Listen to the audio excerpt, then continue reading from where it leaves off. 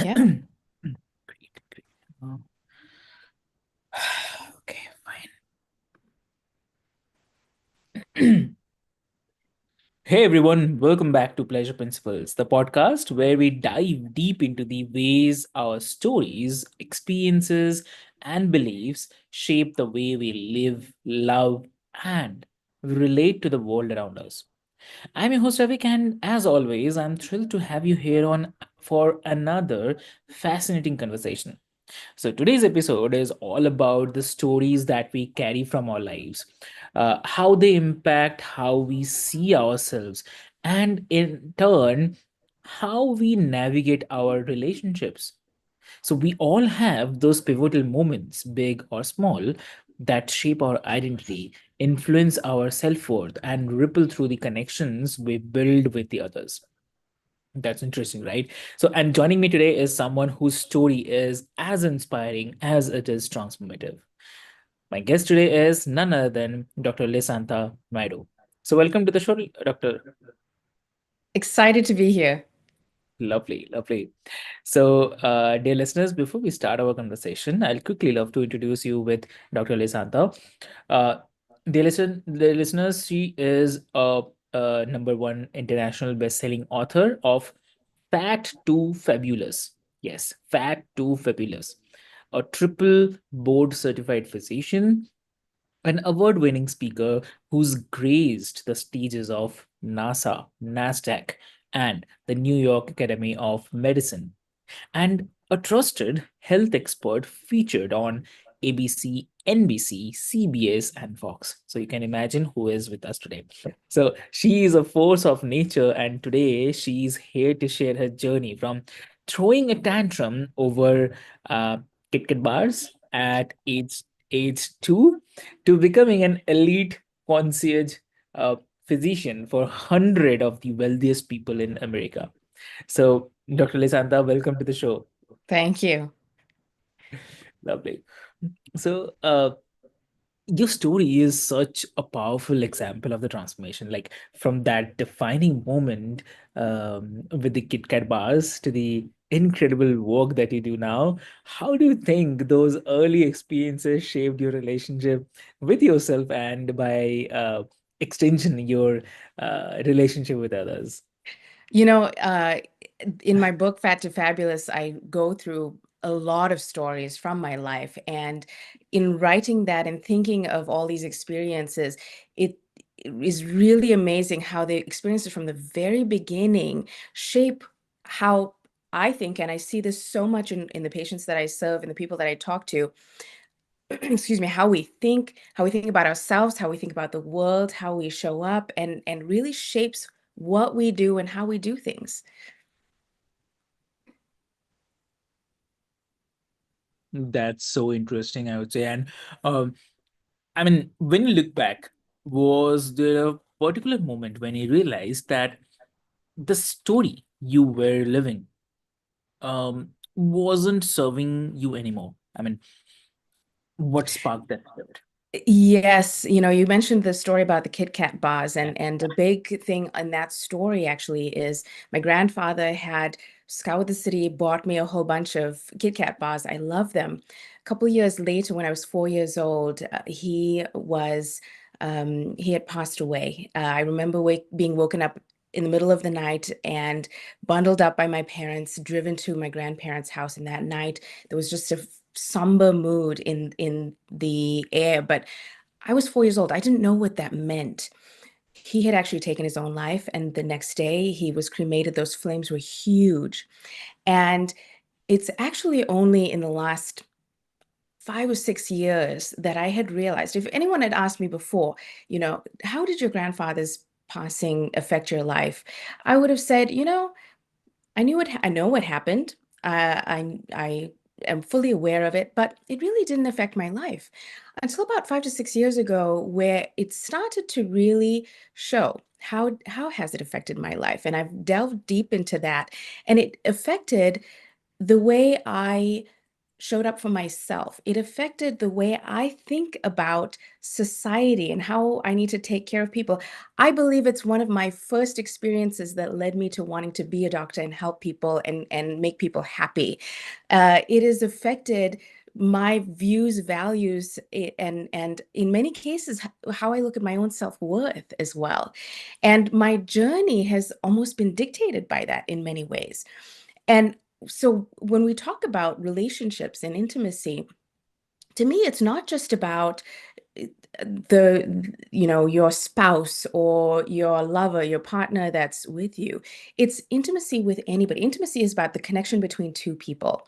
And I would even argue that we have an intimate relationship with ourselves, right? Even though we're not two separate people, but you have to have an intimate relationship with yourselves. And there's many aspects to that as well.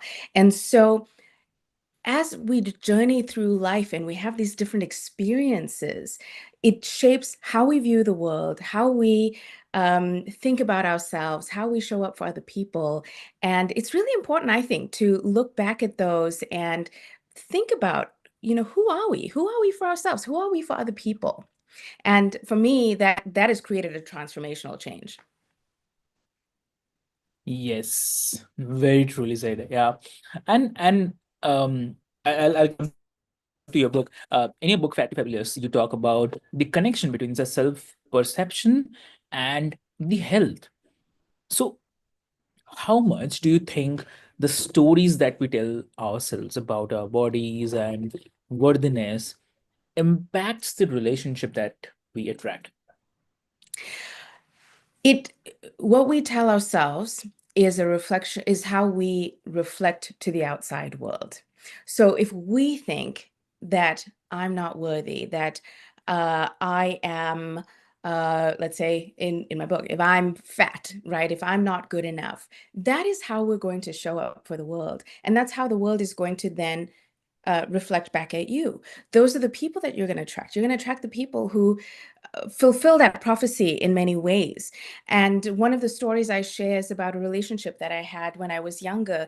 And it was a unique relationship in that up to that point, I had felt that I was not good enough, that I wasn't looking good enough, that for me, my only focus was I was going to become a doctor and that was what I was going to do. And then all of a sudden, all the relationships I attracted up to that point really was similar to that, was the same sort of feedback given to me. And I just thought, okay, well, that's who I am, that's who I attract, and that's okay.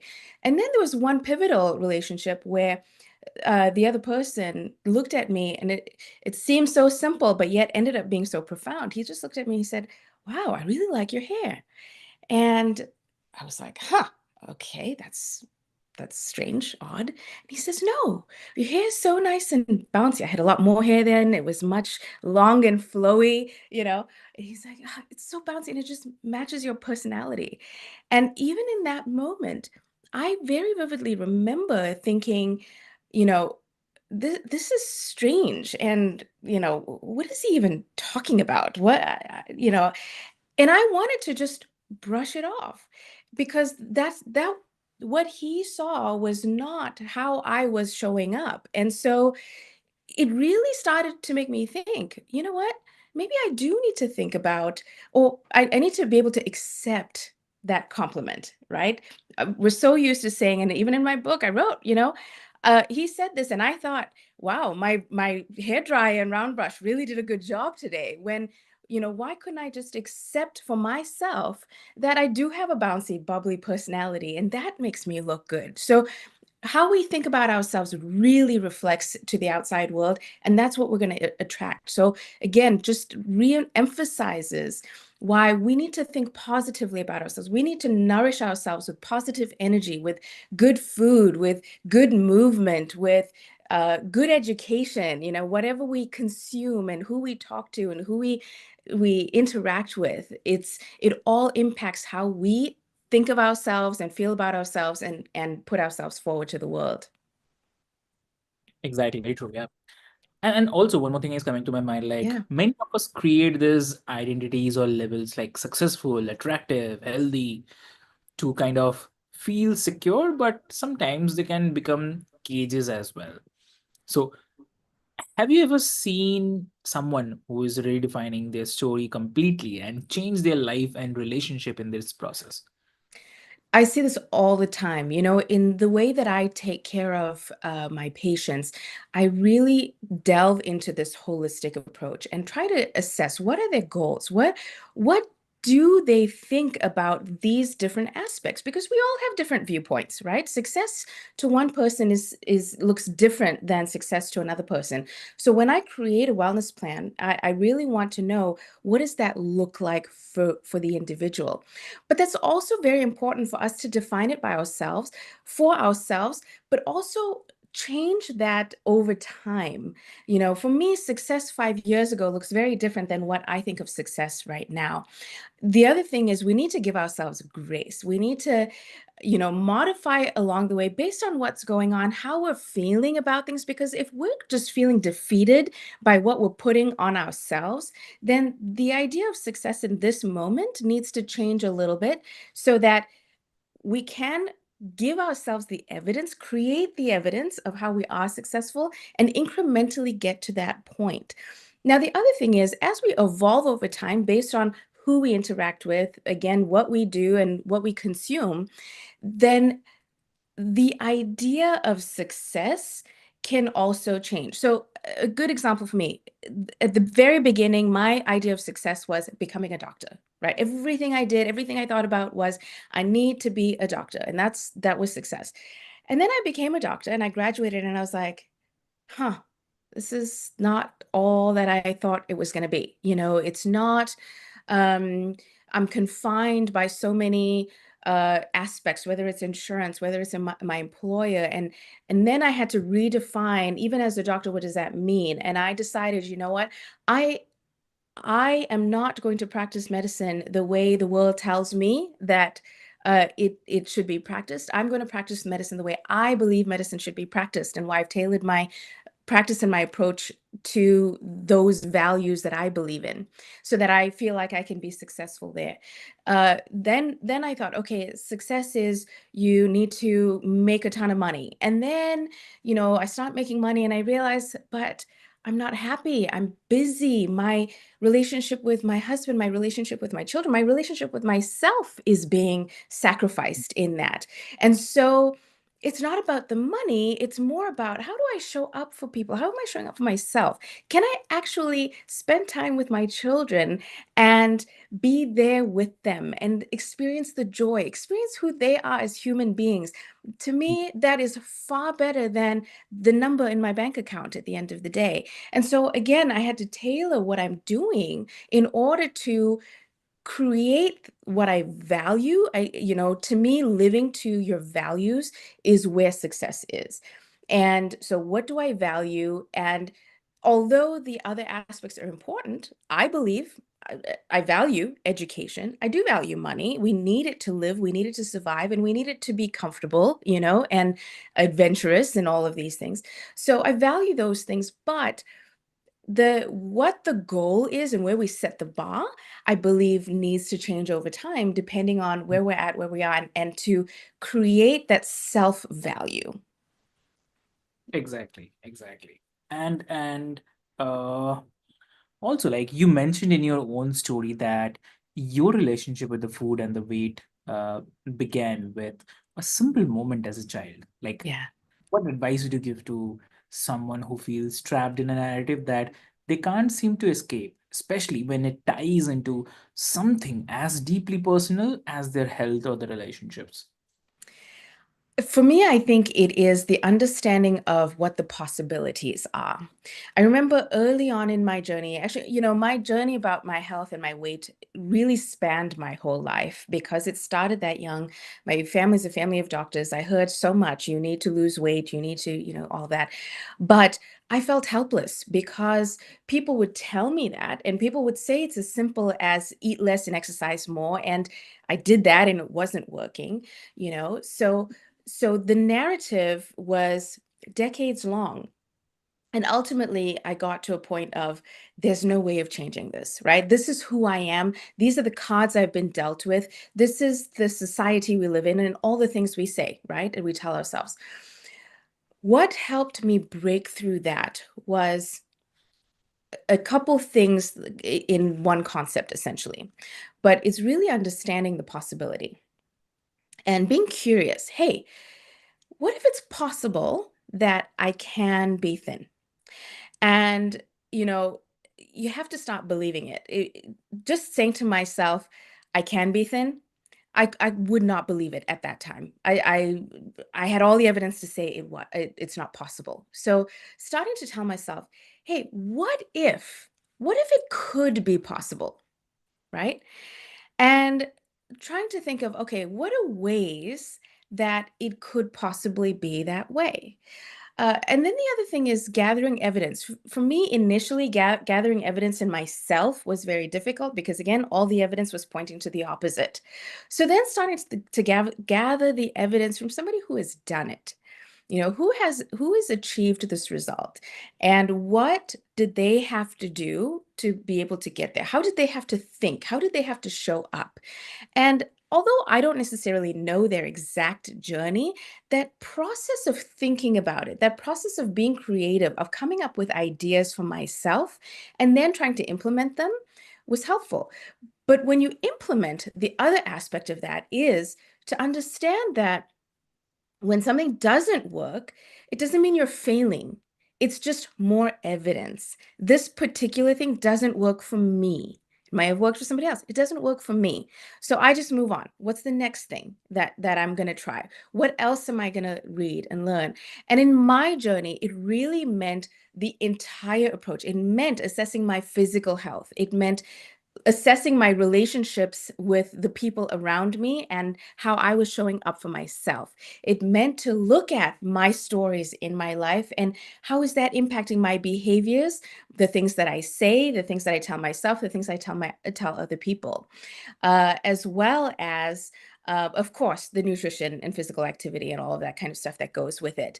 So it's first thinking, okay, it is possible. It could maybe someday be possible for me to achieve this goal. And then what are the things that somebody else had to have done to get there? And again, being creative in that process. One of the other things that I'm working on right now is actually helping the community people understand and achieve their potential through volunteerism. Because volunteerism is one aspect where, sometimes you might think, "Ugh, why do I have to do this? It's not in line with what I do." I just did a thing where we're making lunches for people who are underserved. And I'm a doctor.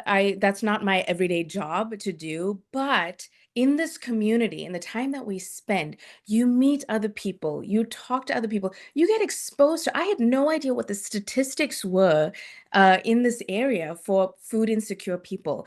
You get a different perspective of the world, and the reality is, if you read my story from the beginning, right, when I was 2 to 4 years old, right, nobody, I couldn't have thought that this is where I'm going to be today. So it's important for us to think, hey, there is potentially a possibility. And how could I get there? And have somebody that you emulate or a group of people that you emulate and can build that up and create that plan for yourself. And don't beat yourself up if it doesn't work. You're not a failure. What it means is that particular approach doesn't work for you. You need to just modify it and try the next thing. That's really lovely. That's really, really lovely. And also, like, in your journey, you have transformed your relationship with your own story from struggling with weight to becoming a leader in the health and wellness. So from there, one advice, if you want to give to the listeners, what that would be? I think that's a very loaded question. And to have it as one piece of advice, I think the biggest thing that overarches everything is keep an open mind. Uh, don't just stick with the narrative you've told yourself or that you hear. Challenge your beliefs, even those that you grow up with. You challenge your beliefs to Not necessarily change them, but assess what about that belief actually serves you and what about that belief actually is detrimental to you. And Yeah. keep what serves you, get rid of what doesn't. Wow, that's lovely. That's really, really lovely. So, this has been such an inspiring and thought-provoking conversation. And from learning how our childhood stories shape us, discovering ways to rewrite the narratives that no longer serve us, that you have given us so much to reflect on. Uh, so all the listeners, if you're ready to take control of your story, I encourage you all to start small. Maybe journal about a moment from your past that shaped you, or take a single step towards reframing how you see yourself. And remember that your story doesn't define you. You define your story. So thank you so much for joining us on Pleasure Principles. And if you have enjoyed this episode, please subscribe, leave us a review, and share this with someone who might need to hear it. And until next time, remember that a healthy mind leads to a healthy life. So take care, everyone. Thank you so much.